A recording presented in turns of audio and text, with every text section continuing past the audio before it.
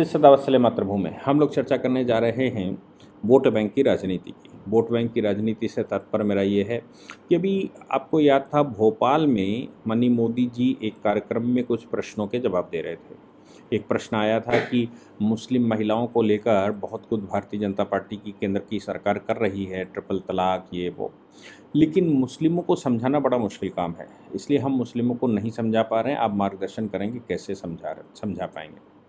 इस पर मोदी जी ने यूसीसी का जिक्र किया था। कहा था कि मुस्लिमों को यूसीसी के नाम से लोग भड़का रहे हैं, यूसीसी के नाम से लोग बरगला रहे हैं और उनको गलत दिशा दिखा रहे हैं। उनका कहना था कि ट्रिपल तलाक ख़त्म करने पर बहनों से सबसे ज़्यादा दुआएं मिली होंगी और इसीलिए भारतीय जनता पार्टी का अब मुस्लिमों में सबसे बड़ा वोट बैंक महिलाएँ हैं, क्योंकि अब जो यूनिफॉर्म सिविल कोड की बात आ रही है वो तो रामबाण काम होगा और मुस्लिम समाज में महिलाएँ उसके लिए निजात पाने के लिए बहुत बेसब्र है।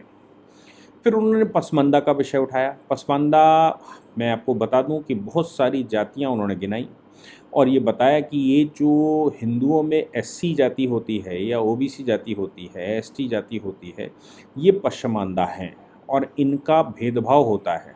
ख़ास तौर से उनका कहने का मतलब ये था कि सैयद, शेख, पठान, मुग़ल और तुर्क, सैयद, शेख, पठान, मुग़ल और तुर्क ये विदेशी आक्रांताओं के वंशज हैं। ये भारत में 5-7% होंगे, बाकी सब पसमानदा हैं। पसमानदा अगर ना कहें तो और जातियां ओबीसी की जातियां आती हैं, लेकिन कुल मिलाकर वो भारतीयकरण है, भारतीय मुसलमानों का समूह है। तो ये जो संसाधनों पर कब्जा है, मस्जिदों पर कब्जा है, आलिमों की बात आती है या जो मदरसों की बात आती है, मस्जिदों पर कब्जा है, ये सब कुछ सैयद, शेख, पठान, मुग़ल, तुर्क का ही है। इस पर पसमानदा मुसलमानों का आधिपत्य नहीं है। पसमानदाओं को आज भी छुआछूत की दृष्टि से रखा गया है। आज भी उनके साथ रोटी बेटी का संबंध नहीं होता। आज भी उनको अछूत ही माना जाता है और आज भी उनके साथ बड़ा भेदभाव होता है। मैं बिहार में इसका एक मूवमेंट शुरू हुआ था आज से 10-15 साल पहले। डॉक्टर रईस हुआ करते थे और उन्होंने सबसे पहले कहा था कि भाई हमको आप अछूत क्यों मानते हैं, मुसलमान हमको अछूत क्यों मानता है, मुसलमान अपने साथ का क्यों नहीं मानता, हमारी मस्जिदों, हम किसी की मस्जिद से या ये समुदाय जो अराफात कहलाता है उसकी मस्जिदों की जो टिकटी की वो रहती है वो भी नहीं दी जाती, क्योंकि हम छोटे लोग हैं, क्योंकि हम अछूत लोग हैं। हम बेसिकली भारतीय मुसलमान हैं। उस समूह का जो पसमानदा ऑर्गेनाइजेशन चलता है बिहार का, उसका केंद्र है, उनका सबका मानना है कि हमें अछूत मानते हैं। हम वो मुसलमान नहीं हैं जो भारत के खिलाफ जाएं। हम वो मुसलमान नहीं हैं जो कि अरेबियंस को अपना मार्गदर्शक माने। हम वो मुसलमान नहीं हैं जो आक्रांताओं के वंशज अपने आप को मानते हैं। पसमानदा ऑर्गेनाइजेशन का कहना यह है कि हम भारतीय मुसलमान हैं। भारत में किसी कारणवश हमने अपना संप्रदाय परिवर्तन किया हो, किसी कारणवश हमने अपनी पूजा पाठ पद्धति बदल दी हो, लेकिन हम मेन स्ट्रीम में ही रहना चाहते हैं। हम भारत की मेन स्ट्रीम हैं और भारत की मेन स्ट्रीम ही मेरा सैद्धांतिक पक्ष है। हमको किसी भी प्रकार से विदेशी ट्रीट न किया जाए और जो विदेशी लोग हैं, जो विदेशों से संबंध रखने वाले आलिम हैं, जो विदेशों से संबंध रखने वाले मौलवी मौलाना हैं, और जैसे उन्होंने अराफात के बारे में बताया भी था, अशरफ के बारे में बताया भी था कि अशरफ सैयद, शेख, पठान, मुग़ल, तुर्क में से एक हैं जिनको अशरफ कहते हैं। तो अशरफों ने पूरी मुस्लिम कम्युनिटी पर कब्जा करके रखा है और पसमानदाओं को वो दिनहीन स्थिति में रखते हैं। मोदी जी का लगातार पिछले 2-3 वर्ष से पसमानदाओं को लेकर बयान आ ही रहा है। वो भारतीय जनता पार्टी की भी जो माइनॉरिटी सेल है उसको भी लगातार कह रहे हैं, मतलब अनुसूचित वो जो अल्पसंख्यक मोर्चा है उनको कह ही रहे हैं कि आप क्यों नहीं पसमानदाओं के बीच में काम करते, आप उनको न्याय दिलाने के लिए आगे क्यों नहीं आते, आप क्यों नहीं वो करना शुरू करते जिससे कि लोग आपसे जुड़ें और जो मुसलमानों के बीच में तुष्टीकरण है, जो मुसलमानों के बीच में ऊंच नीच की भावना है, उसको ख़त्म करें। जब हम पूरे देश में आर्टिकल 17-18 के तहत कॉन्स्टिट्यूशन में हम ये कह चुके हैं कि छुआछूत नहीं होनी चाहिए, छुआछूत समाप्त होनी चाहिए, तो फिर ऐसी परिस्थिति में आप मुझे बताओ कि उनके साथ भेदभाव क्यों, जब पूरे समाज में अब ये बात लगातार मोदी जी अपनी बात अपनी तरह से कह रहे थे, क्योंकि पशमानदाओं का भी जो उनके ऑर्गेनाइजेशन है, ऑर्गेनाइजेशन लेवल पर उनका भी मानना बिल्कुल साफ था कि भई हमारे साथ भेदभाव किया गया और हम भारतीय मुसलमान हैं, हम विदेशी मुसलमान नहीं हैं, हम खाड़ी के मुसलमान नहीं हैं, हम यहीं के हैं और इसी मिट्टी की हम संतानें हैं, हमारे पूर्वज समान हैं, हमारे पूर्वज हिंदू माता-पिताओं से उत्पन्न संतानें ही हम हैं, इसलिए हमको अलग से ट्रीट न किया जाए, हमारे साथ इंसाफ़ किया जाए, मुसलमानों से हमको बचाया जाए। ये पशमंदा लगातार कह रहा है। मोदी जी ने उसको उभार दिया। पहले भारत में एक बात थी कि ईसाई और मुसलमान केवल एक होता है, ऐसा कहा गया था। लेकिन तमाम तरह के 150 प्रकार के मुसलमानों की चर्चा भारतवर्ष में होने लगी है। उनकी रोटी-बेटी के संबंध नहीं होते, इसकी चर्चा होने लगी है। उनके मोहल्ले एक नहीं होते, इसकी चर्चा होने लगी है। वो एक साथ मस्जिद में नमाज़ नहीं पढ़ते, नमाज़ पढ़ने की मस्जिदें अलग-अलग हैं, कौन-सी ये घोसी की है, एक इनकी है, ये उनकी है, ऐसे करके रहता है।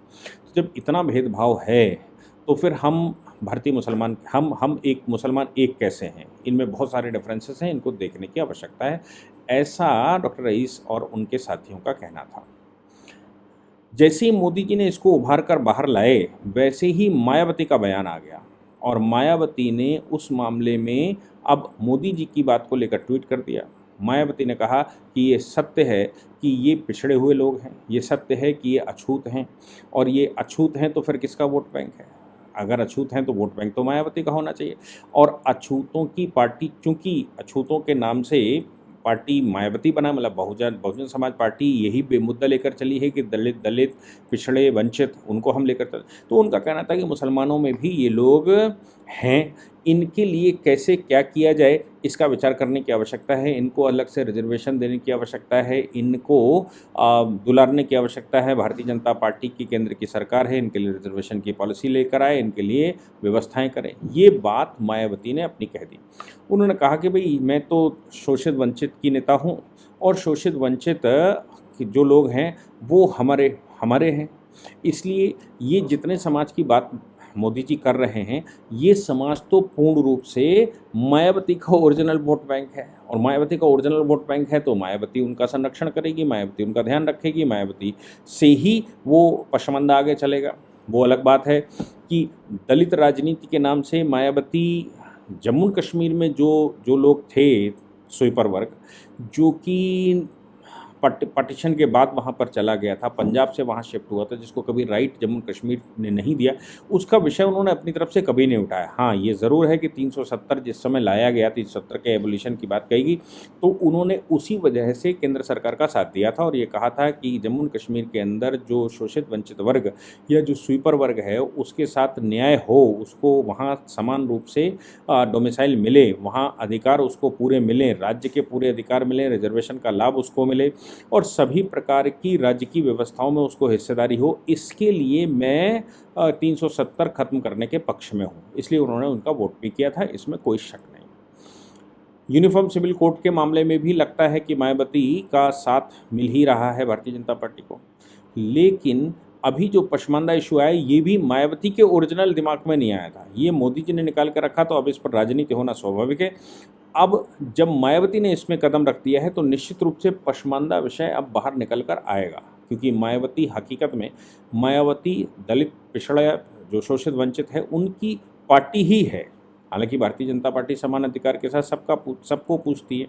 भारतीय जनता पार्टी के लिए हिंदू शब्द है, वो किसी जाति व्यवस्था पर विश्वास नहीं करते, लेकिन जो पिछड़ा वर्ग है उसके लिए भारतीय जनता पार्टी करती भी है, इसमें कोई शक नहीं। लेकिन मैं जैसे कह रहा हूँ कि अब दो पार्टियाँ, भारतीय जनता पार्टी और बहुजन समाज पार्टी, ये दो पार्टियाँ आपस में खींचातानी जब करना शुरू करेंगी कि ये ओरिजिनली किसका वोट बैंक है, तो मुझे लगता है कि इसमें एक नई दिशा मिलने वाली है, इसमें एक नया अध्याय जुड़ने वाला है और ये सब कुछ अब देश में एक नई राजनीति लेकर आएगा, क्योंकि मायावती ने जैसे इस पशमानदा विषय पर कदम रखा है, वैसे ही और पिछड़ा वर्ग की पार्टियां भी इसमें कदम रखेंगी जो दलित वंचित की राजनीति करती हैं। और इसके साथ ही मुझे लगता है कि पशमानदा एक अलग तरह का इशू भारत में बनेगा। कब बनेगा, कैसे बनेगा, कितना समय लगेगा, ये तो समय ही बताएगा। लेकिन हाँ, ये ज़रूर है, ये एक पॉजिटिव साइन है कि पशमानदाओं को न्याय दिलाने के लिए मायावती आगे आई हैं, भारतीय जनता पार्टी आगे आई है मोदी जी आगे आए हैं और मुझे लगता है समाज के बहुत सारे वर्ग इसमें आगे आएंगे और आने वाले हैं। ये सब कुछ एक पॉजिटिव साइन है। जय हिंद, जय भारत, वंदे मातरम।